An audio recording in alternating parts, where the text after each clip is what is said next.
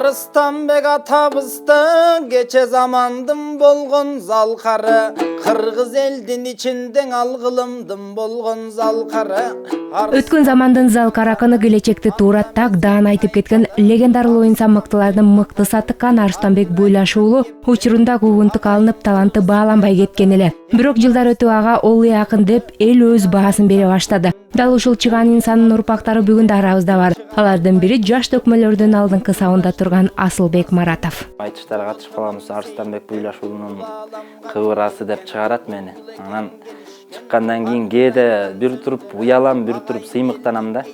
Сыймыктанган себебим эме ушунча 5 миллион кыргыз, 6 миллион кыргыздын ичинде акын болуп калыш. Акындардын ичинен да ушу Арыстанбектин урпагы болуп калган бир сыймык бар. Урпагы болуп, Асылбек Марат уулу азыр айтыштарда, айрыкча соңку жылкы айтышта өзүн мыкты акын катары көрсөтө алды. Ал менин шакиртим, дайыма ээрчитип жүргөн шакиртим десем болот. Анан ошол эле учурда мен бир сүйүнгөнүм ушул акындын баягы илимде айтылгандай генетикалык кайталанышы. Арыстанбек атабыздын батасы бар экен.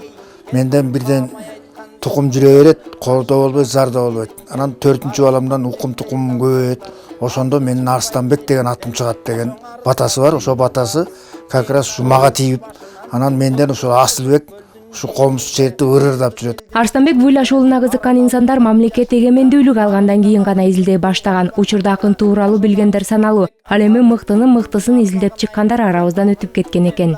Советтер Союз мезгилинде окуу программасына киргизилбегендиктен Арыстанбек уулунун чыгармалары, ырлары өткөзүлгөн эмес.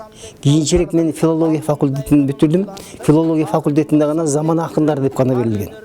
Ал эми мунун биздин өлкөбүз эгемендүүлүк алгандан кийин гана ошол менин атам Найманбаев Мукаш ушул Арыстанбектин ырларын чогултууну өзү эки гана сап ырдан баштаптыр.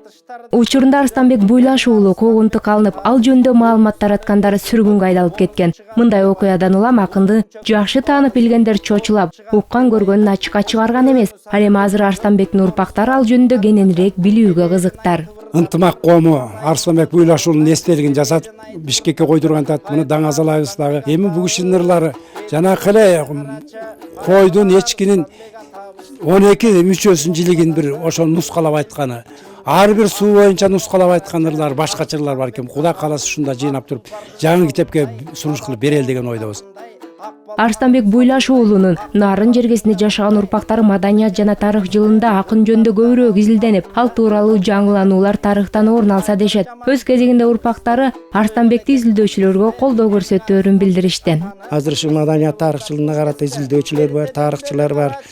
Арыстанбектин өмүр баянында кайра карап чыгып, кай жерде болгон, балалыгы кандай өткөн ошондойлорун изилдеп чыгыш ушул келик окумуштуулардын, тарыхчылардын милдети. Анан бизге окшогон укумдары, турпактары дагы кийлигишип, ошол изилдейли деп атабыз, жардам берели деп атабыз.